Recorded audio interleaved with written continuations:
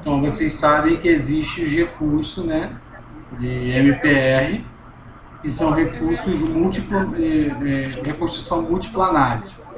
Eu estava conversando com um colega hoje aqui no plantão, que ele é da antiga, ele deve estar me escutando, porque ele é do Raio-X e aqui do lado. E ele pegou uma época em que você tinha que adquirir a imagem coronal para depois você adquirir uma imagem axial, porque realmente os recursos eram bem limitados, os aparelhos eles eram bem limitados. Hoje a gente adquire uma imagem em axial e a gente com o MPR, tá? Repete comigo, Tayane. MPR, Tayane. MPR. Tá me ouvindo, Tayane? Então, na minha cara aqui. MPR. Show, show. Adorei que a sua irmã ouviu. Ótimo, ótimo, ótimo. Então, MPR, tá? Que é em inglês reconstrução multiplanar, tá? MPR, reconstrução multiplanar, é exatamente você adquirir algo em axial que corta assim, ó, dividindo em superior e inferior. E aí você consegue fazer uma reformatação da imagem, tá? De maneira que você consegue... Calma aí que tem mais gente.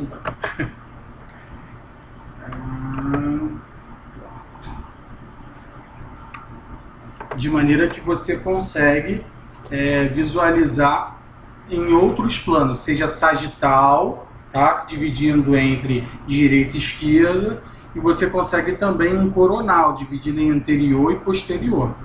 Tá? Depois eu vou tentar aqui mostrar no próprio aparelho para vocês. Ótimo, porque eu estou de plantão, então já dá para poder mostrar no aparelho. Tá? Vou ver se consigo aqui. Vamos ver se eu consigo.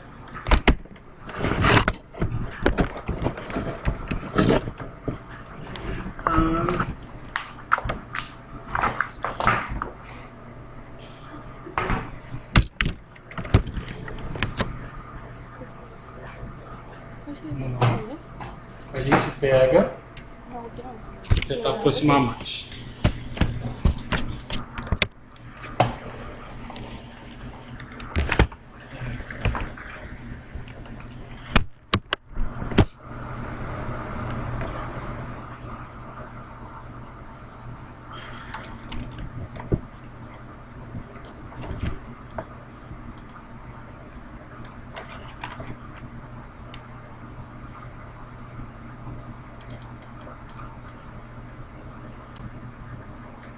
Voltei? Ufa, voltei. Tá, beleza, tá bem próximo agora a tela do meu PC. Aí eu consigo abrir, tá, um exame qualquer, usando aqui, ó. Não sei se você consegue ver, tá? Tem aqui, não dá para ver direito para vocês verem direito. Mas existe um botão exatamente escrito MPR. MPR. Olha só, eu estou explicando. M de Maria, entendeu? P de Paulo, R de rato, sei lá. Tá? Aí eu boto aqui, ó. O exame ele foi adquirido. Vou escolher um exame qualquer aqui. Péssimo isso.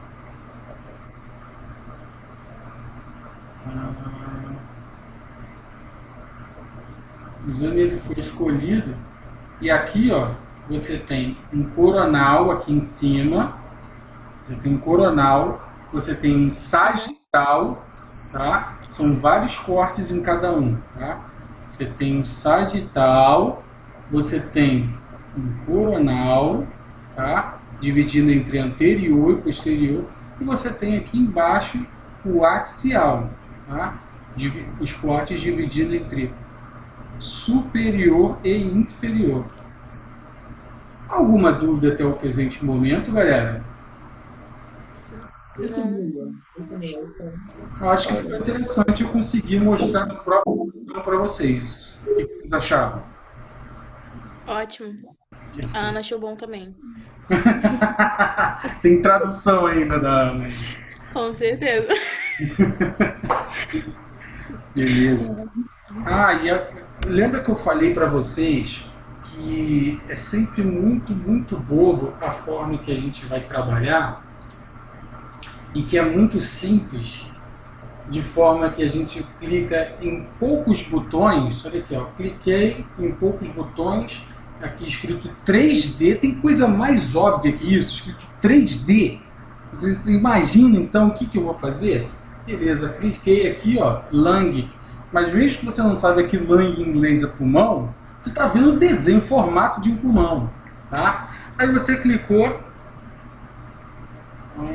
espera também, pula, né, girar, tal, e pensar, meu Deus, surgiu um pulmão. Olha como é que é difícil trabalhar, olha como é que é muito mais simples. Tudo aquilo que a gente fala em sala de aula é sempre muito mais simples quando você demonstra isso no seu computador. É muito mais simples. É sempre muito mais simples. Alguém falou alguma coisa? Não. Ah, tá. Alguém falou alguma coisa? Não. Cadê a tua irmã para rir agora, Tayane? Cadê a tua irmã para rir agora? Ela tá aqui segurando os risos pra minha cara. Ah, beleza. Vou ver se eu acho algum exame bonitinho, contrastado, para poder ficar mais bonito ainda. Não é difícil, mas vamos ver. Professor, não estou te escutando nada. Vocês estão Você conseguiu escutando? me escutar? Eu estou conseguindo te escutar. Estamos, Margot. Opa, um exame em portal, tá? Ou seja, é uma fase venosa. Eu não sei se vocês se lembram que a gente terminou aquele estudo de abdômen e que a gente falou sobre a fase venosa do abdômen, que a gente chama de portal, tá? Vou pegar, já selecionei o exame e vou selecionar uma fase aqui, a aorta não adianta, mas vou selecionar uma fase que seja mais para abdômen. Vamos ver o que vai dar. Você tem aqui o gradil costal, final do gradil costal. Você tem aqui embaixo a sua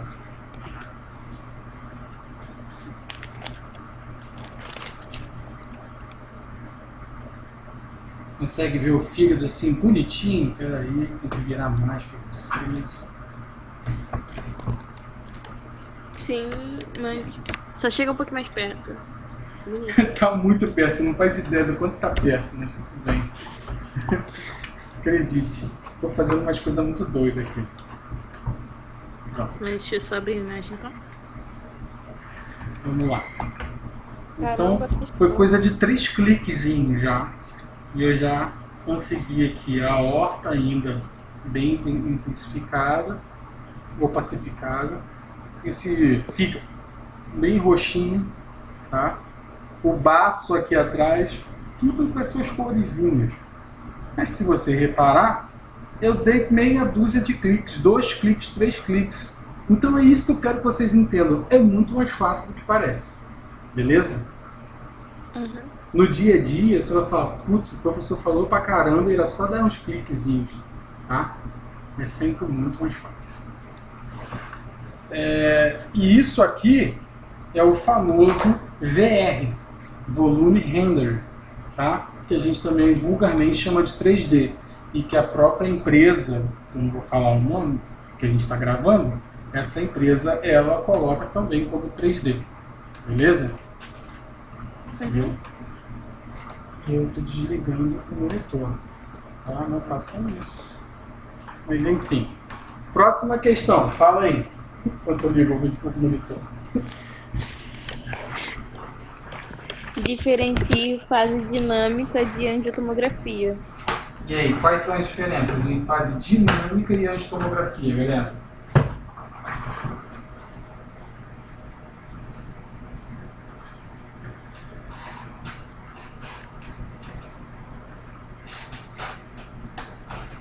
Essa aí mesmo, pode falar, Taiane. Não segura não. Tô procurando no Google. Se segura não, Taiane. Calma, pode falar. Não, vou deixar as pessoas falarem também, né? Eu tô falando muito já. Ah, sei. Um de cada vez, vai. É verdade. Gente, eu não estou conseguindo explicar nada.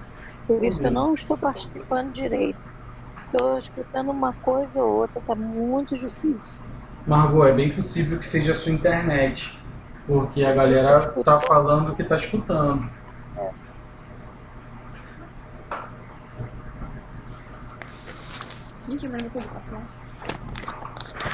Vamos lá, a diferença, galera.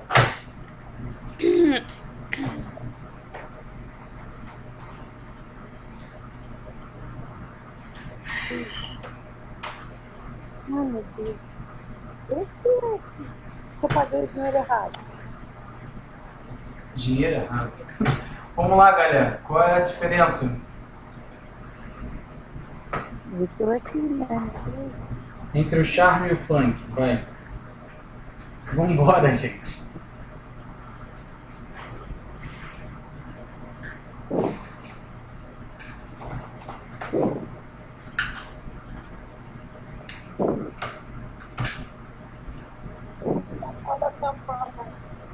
É por causa do RS.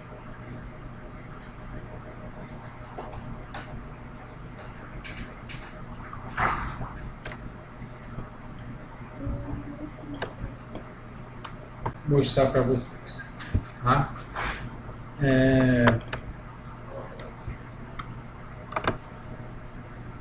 Na angiotomografia, nas fases contrastadas, nas fases dinâmicas, a gente já tem aqui um estudo já pré-elaborado, que a gente vai falar que vai ser, no caso, uma fase que seja aqui, ó, arterial, tá? Fase venosa, fase tardia. E nisso a gente está falando do crânio, a gente não está nem falando dos exames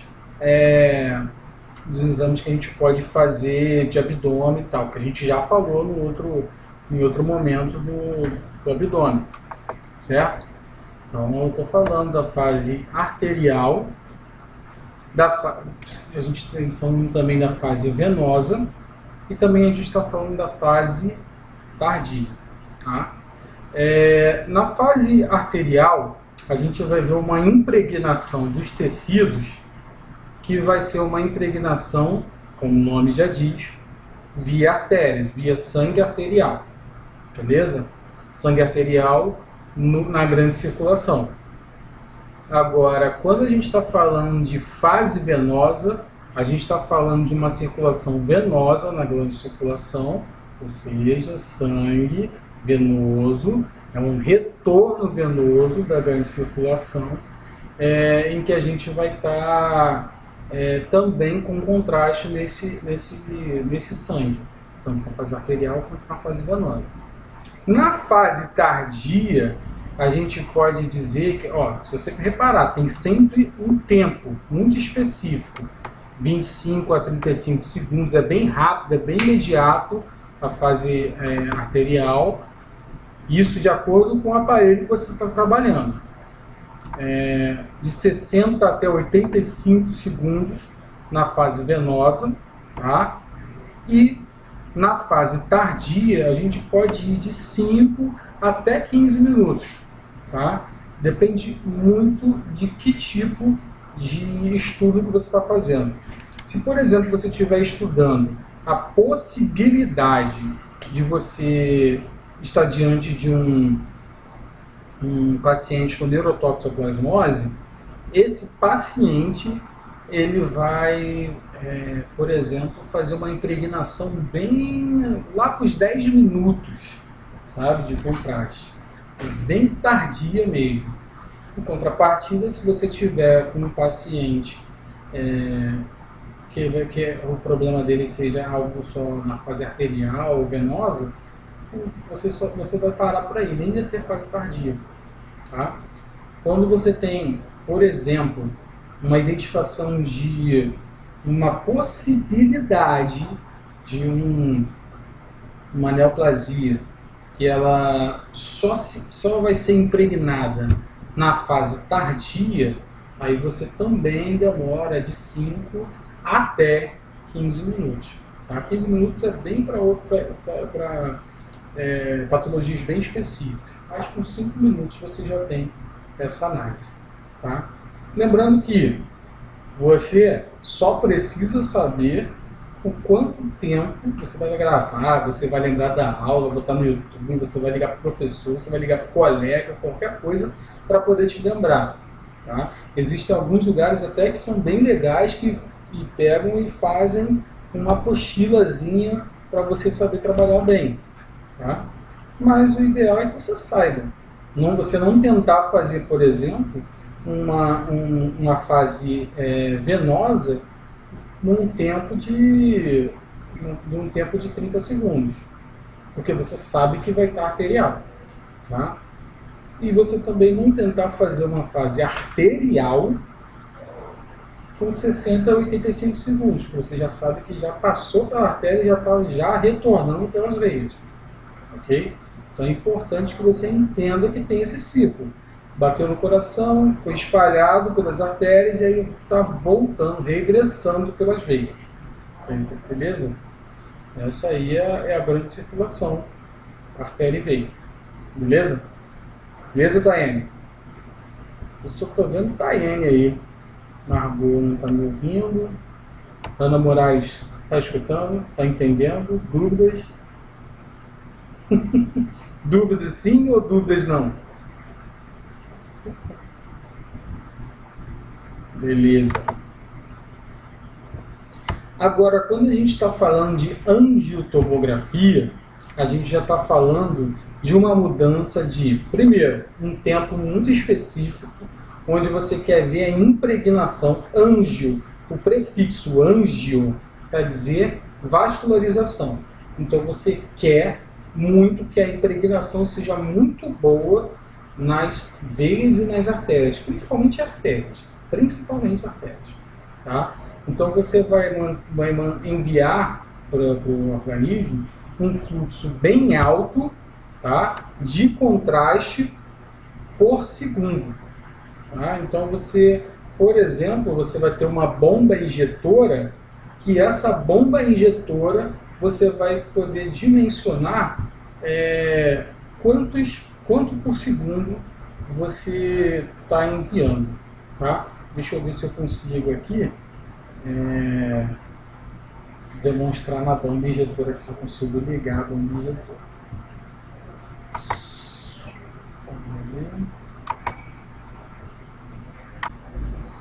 Vamos lá. Então está ligando aqui a bomba injetora. Tá? E se vocês repararem, esse é bem o formato da bomba injetora. Agora eu estou mostrando. Aqui a gente está falando as fases, tá? Que você pode pegar, ela é touchscreen, né? Essa bomba aqui é touchscreen. Você pode... interromper, mas eu perdi aí um montão de coisa. Essa bomba injetora é o quê? Desculpa. Tranquilo. Ótima pergunta. Olha só, a bomba injetora, como o próprio nome já diz, ela é um aparelho para que você faça injeção de maneira automática do contraste, ok? Contraste do soro. E aí você tem um fluxo, óbvio. Primeiro você vai precisar de um técnico de enfermagem para poder dizer para você que você pode ou não fazer aquele recurso. Você pode ou não administrar contraste no paciente. Antes você tem que ver se o paciente... Eu vou dar uma aula sobre bomba injetora, tá bom? Sobre bomba injetora e sobre contraste também. Mas eu já estou adiantando o assunto. O paciente, ele precisa ter uma veia pérfea, ou seja, ele precisa ter uma veia que aguente a passagem do contraste, tá? E aí aqui, ó, você pode dizer que o quanto você quer, tá? Você quer eliminar uma fase, você quer colocar, por exemplo, 100 ml, por exemplo. Não, isso aqui é milímetros por segundo. mililitros por segundo, perdão. O volume aqui.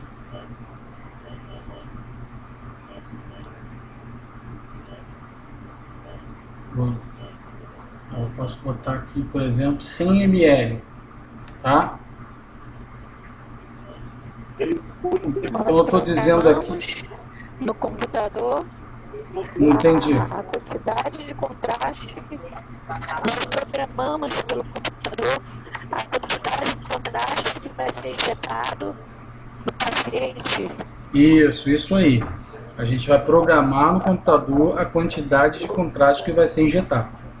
Beleza? A função do técnico de enfermagem vai ser viabilizar para você, ó, pode injetar ou não pode injetar. A palavra vai ser dele, ó, pode injetar.